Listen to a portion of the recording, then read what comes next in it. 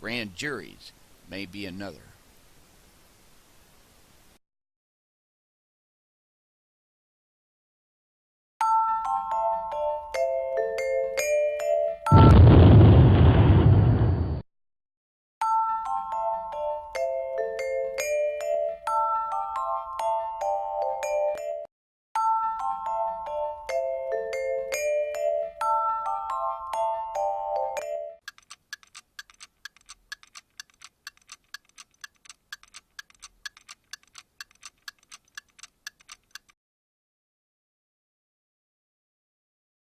Thanks for joining us here on the studio set of Power Corrupts Again, the program that spotlights corporate, government, and judicial corruption.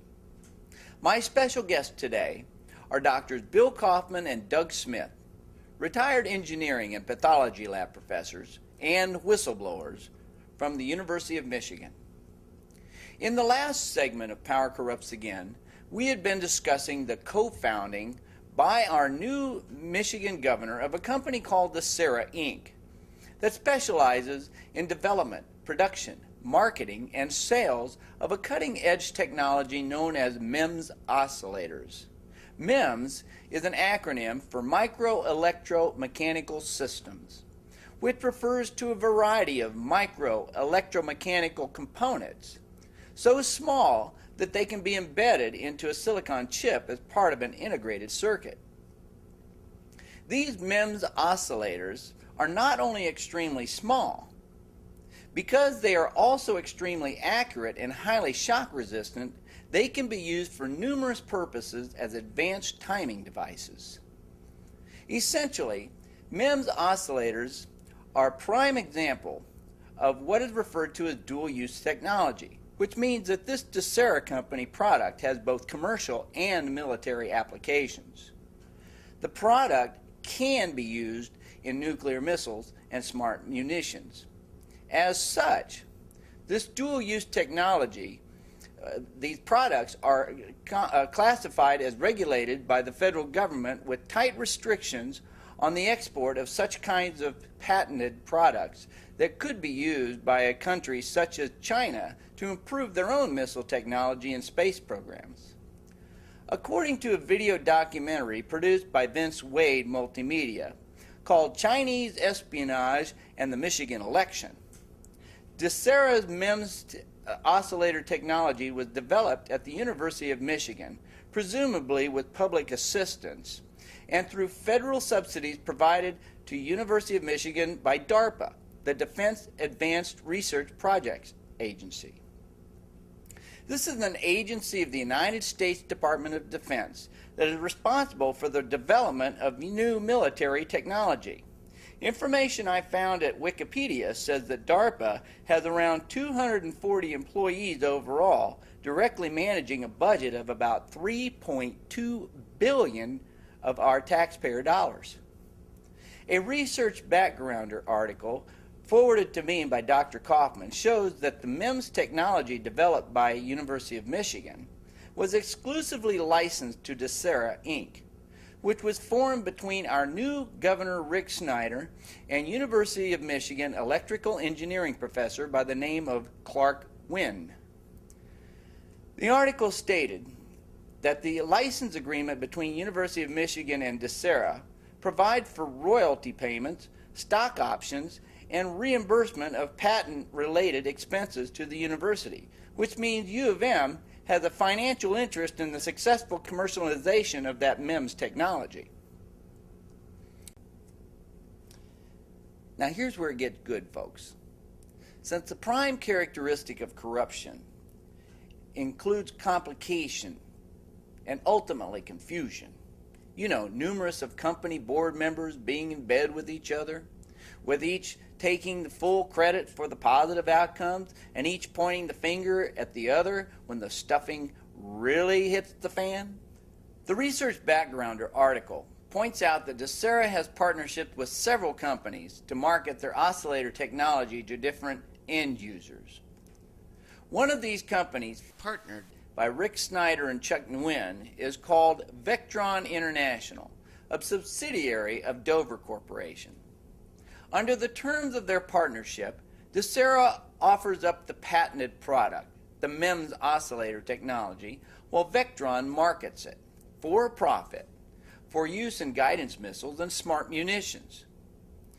Now we're talking about technology that can be used as key components of telemetry systems for guiding nuclear weaponry using a wireless transmitter that streams real-time telemetry data back from smart munitions to remotely guide them to their target. We're also talking about technology for which in December of 2009, the United States Department of Commerce's Bureau of Industry and Security, the federal agency responsible for enforcement of dual-use export controls, classified certain oscillators like the one produced by Rick Snyder's company as subject to export controls because they fall into the numerous categories of national security.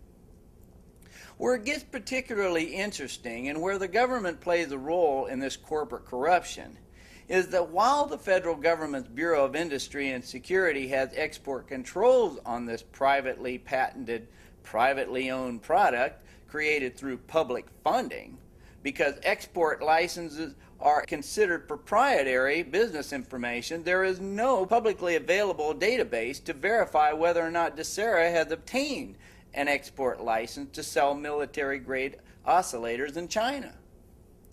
In July 2010, Rick Snyder's company, DESERA, opened a new business operation in Shenzhen, China. The company's press release touted the new venture as a state-of-the-art China applications center, and with the new office featuring engineers, equipment, and researchers to support sophisticated chip and module integration, high definition and 3D video technology, and radio frequency and smart grid design.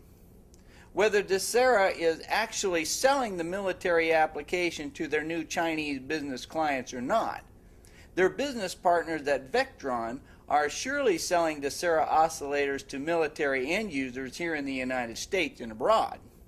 Therefore, DESERA's concurrent sales of their oscillator technology for use in the United States missile guidance and telemetry systems, as well as for those commercial uses in China, raise legitimate questions about the export of such dual-use technology to China. This is because once this technology is made available to China for one purpose, it's virtually impossible to stop China's business leaders from providing the Chinese military agencies with the opportunity to use that technology for another purpose. So much for the effective oversight of our administration's National Defense Secretary, Robert M. Gates. Speaking of our national leaders, Russian leaders like Khrushchev and Brezhnev were never invited to the White House for a state dinner, such as the recent one that took place on January 19, 2011, with President Obama entertaining Chinese President Hu Jintao.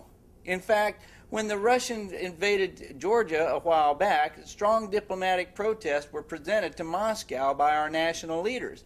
Yet for some reason, there is only silence when Tibetans and Uyghurs are murdered by the Chinese in their streets. I say the People's Republic of China is doing a super sales job in Washington promoting China the panda bear instead of China the dragon. Yet beneath the surface of this Chinese president, Hu Jintao, there lurks the powerful Chinese military. Are we so arrogant as to believe that China is westernizing its policies to adopt free market trading? Who's really in control of communist China anyway? Mightn't the president be a facade, a puppet ruler, something like the Japanese emperor was in decades of the past? 5 years ago, when revelations were made to the federal authorities concerning Chinese espionage and sabotage in academia, it really was expected that the same encouragement would have been received as that for the ousting of the Soviet spies during the Cold War. However, instead, there's been, at best, only a lukewarm concern up to now by the feds about the Chinese.